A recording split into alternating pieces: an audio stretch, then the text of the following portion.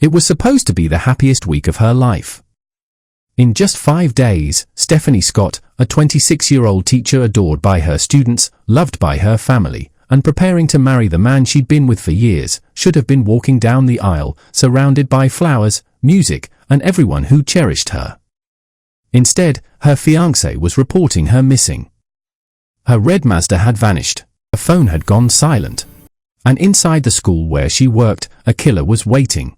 But here's the part that horrified even the most seasoned detectives. The man responsible wasn't a stranger in the dark. He wasn't a drifter or a fugitive.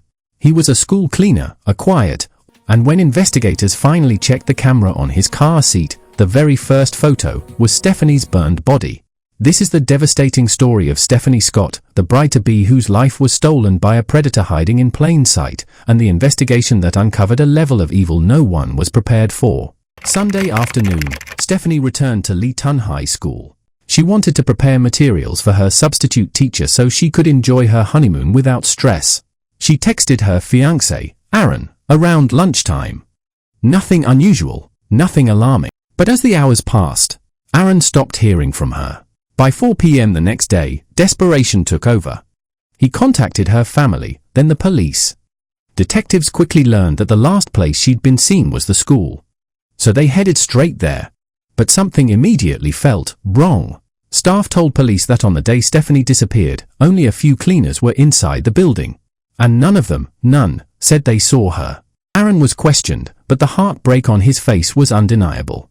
He also had a solid alibi. By the end of the interrogation, he was cleared. The next morning, search teams spread across Leeton. Helicopters scanned fields, vineyards, and canals. Then a Facebook post about her disappearance went viral, shared over 1,600 times within hours. Everyone in town now knew. And pressure was building. A teacher came forward. She told investigators that she had picked Stephanie up from her home, and they entered the school together. She left after 1 p.m. Stephanie stayed longer. So why did no one claim to have seen her? When detectives re-reviewed the statements from the cleaners, everything changed. One detail stood out: there was supposed to be one cleaner on duty that day. But someone else, someone off shift, showed up anyway. A quiet young man named Vincent Stanford was seen pushing bins. He was seen near the classroom Stephanie used, but he had claimed he never saw her. Then a supervisor mentioned something chilling: Stephanie's red Mazda was parked outside the school until about 2 p.m. After that, it was gone, and she heard a loud thud, like something heavy being dragged. Investigators now believed the school was the crime scene. Police tracked Vincent to his home. His mother let them inside. There, they found a set of keys with a red and white key holder. They matched the description of Stephanie's keys. When Vincent suddenly returned, detectives seized his car, and inside, MDF board stained with what looked like blood.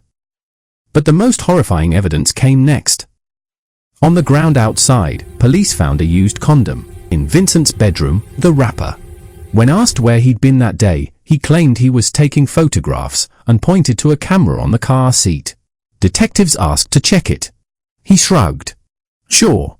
When they turned it on, the screen lit up with the first image: a burned body, dumped in a remote wooded area. Vincent casually said the photos were from a movie. But detectives already knew the truth. They were looking at Stephanie. They arrested him immediately. At the station, Vincent lawyered up. But his devices spoke for him. His phone and laptop held images of underage girls, including student secret photos of women he'd followed, violent fantasies, bestiality content, over 2,000 photos of a 12-year-old girl he stalked, notes of her schedule and her home address. Investigators believe that 12-year-old was his original target. When that plan fell apart, he hunted Stephanie instead. 5 days after she vanished, a witness reported seeing a man dump something into a canal. Police recovered it, Stephanie's laptop. Search teams expanded. And then, a devastating discovery. In Cocopara National Park, 60 miles from the school, police found a burned body. It was Stephanie. She had been struck in the head 40 times, stabbed in the neck, dumped, and set on fire. The photos on Vincent's camera were confirmed to be her. Without knowing police had already found the body, Vincent suddenly announced he wanted to talk. And he confessed in chilling detail. He described waiting for her, grabbing her from behind, dragging her into a storeroom, beating her, stabbing her, putting her in his car, burning her body with petrol, taking photos for no reason, keeping her bra as a souvenir. When asked why he killed her, he simply said, "I just wanted to. No anger, no motive, just desire." Days later, police arrested his identical twin, Marcus Stanford, in South Australia. He had received Stephanie's wedding ring and driver's license, and he sold the ring before burning the license. He was sentenced to just 1 year and 3 months. Despite public outrage from over 60,000 petitioners, Marcus walked free in 2016. Vincent Stanford was declared mentally fit for trial. In July 2016, he pleaded guilty to the rape and murder of Stephanie Scott. He received life imprisonment for murder, 15 years for aggravated sexual assault with no possibility of parole. Inside the courtroom, Stephanie's mother spoke through tears. He stole a life he had no right to take. The family asked for privacy. They said they wanted to celebrate Stephanie's 2 amazing decades of life, not the horror of her final moments. On what should have been her 28th birthday, they honored her with a cup of tea and a mint slice biscuit at 3 p.m.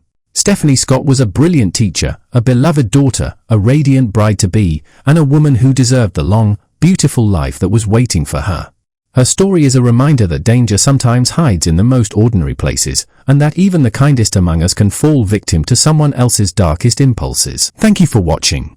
If you found this documentary important, please like, subscribe, and help bring more attention to the victims whose stories must never be forgotten. Stay safe, and remember, awareness saves lives.